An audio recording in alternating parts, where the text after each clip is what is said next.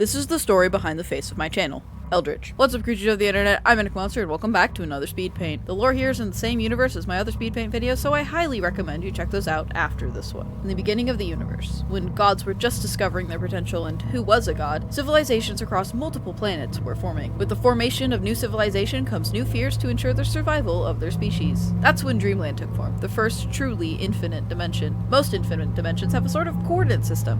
Start at 000, walk 180 miles north, and you'll end up at 180 miles. Turn around again and you can find your way back to 0. But that's not how Dreamland works. Dreamland is forever changing, as people from all dimensions and all realities sleep and wake up at different times. Any outsiders can easily get lost attempting to navigate the living labyrinth. Sure, there are landmarks that will always exist, like the light blue house on the hill, or the abandoned city, or even the rail system to get to said abandoned city, but they won't stay in the same place for long. This is why people are only allowed to visit Dreamland in dreams, the dreamers.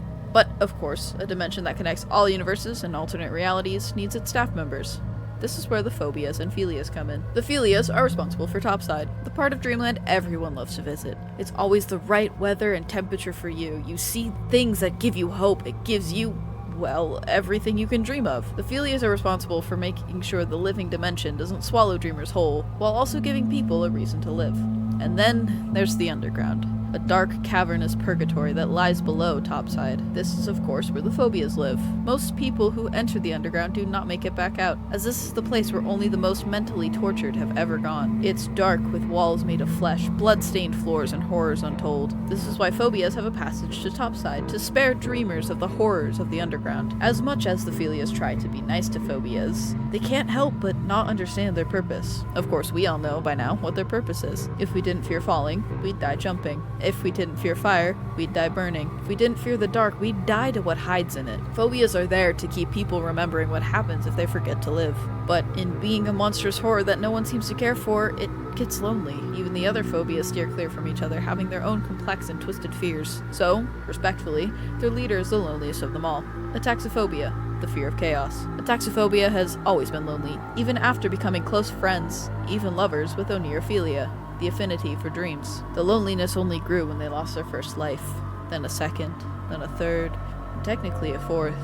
They eventually ended up on the planet inside the void, the place where the barrier to Dreamland is thinnest. And this is all despite not remembering previous lives until much later. And yet all this time, the elder god who lived in the lake of the void was watching Ataxophobia, more modernly known as Manic. The large, kraken-like god felt sympathy towards Manic, feeling their pain, depression, and loneliness. Even after the elder god gave them the gift of all of their lives' memories, the god still wanted to give them one more thing: Eldritch, a symbiote. For the most part, Eldritch inhabits the body of a stuffed animal created by Manic, but they bounce back and forth from that body to Manic's and provides a monstrous form for Manic to use. Manic is definitely strong enough and capable enough on their own, but Eldritch provides just enough energy to the chronically pained being that they can become unstoppable. This form that I drew is essentially a tamer version of Sed's form, as their truly phobia-like state is something that is incomprehensible to the human mind. Anyways, that's all I've got for now. This drawing took me a whole 7+ hours to complete, so if you enjoyed these stories and speed paints, please remember to like and subscribe, as it truly helps me out a lot. Thank you so much for watching, and I hope you enjoy the rest of the video.